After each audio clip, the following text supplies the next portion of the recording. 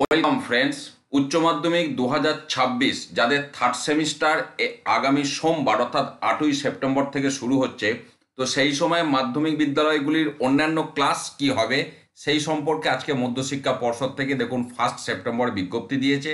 এবং যেটা বলা হচ্ছে, আমি সরাসরি চলে যাচ্ছি সেই আলোচনায়, যে এবছর 8ই সেপ্টেম্বর থেকে 22শে সেপ্টেম্বর পর্যন্ত থার্ড সেমিস্টার পরীক্ষা হবে উচ্চ মাধ্যমিক 2026 পরীক্ষার্থীদের।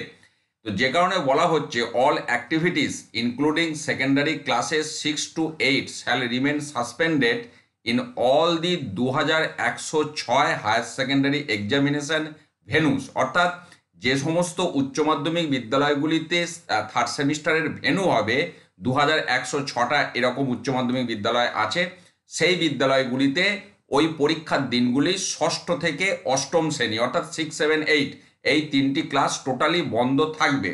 কিন্তু বলা হচ্ছে in such venues normal classes for classes 9 to 11 shall be held from 12:30 PM। অর্থাৎ যেখানে থার্ড সেমিস্টারের ভেনু হবে সেই সমস্ত বিদ্যালয়গুলিতে 6 থেকে 8-এর ক্লাস সাসপেন্ড থাকবে, কিন্তু 9, 10, 11 এই তিনটি ক্লাস 12:30 থেকে চালু রাখার কথা বলা হচ্ছে, যেহেতু তার আগে থার্ড সেমিস্টার শেষ হয়ে যাচ্ছে।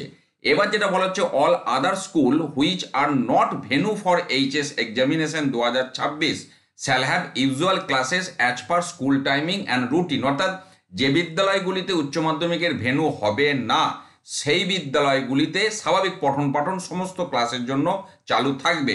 পাশাপাশি এটাও বলা হচ্ছে যে সমস্ত উচ্চ মাধ্যমিক বিদ্যালয়গুলি ভেনু হবে, কিন্তু এমন যদি মাধ্যমিক বিদ্যালয় থাকে যারা তাদের যে স্কুল চত্বর সেটা সেই সমস্ত ভেনুর সাথে শেয়ার করে না এরকম বিষয়, সেক্ষেত্রেও তাদের স্বাভাবিক পঠন পাঠন চালু থাকবে।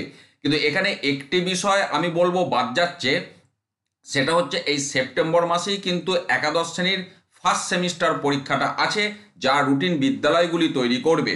তো ফার্স্ট সেমিস্টার এখানে 11-এর জন্য ক্লাস চালু রাখার কথা বলা হয়েছে।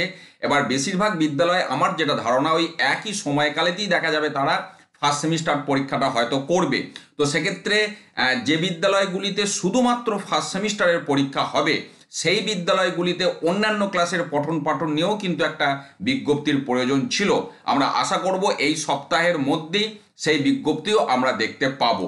ভালো থাকুন, সুস্থ থাকুন, ধন্যবাদ।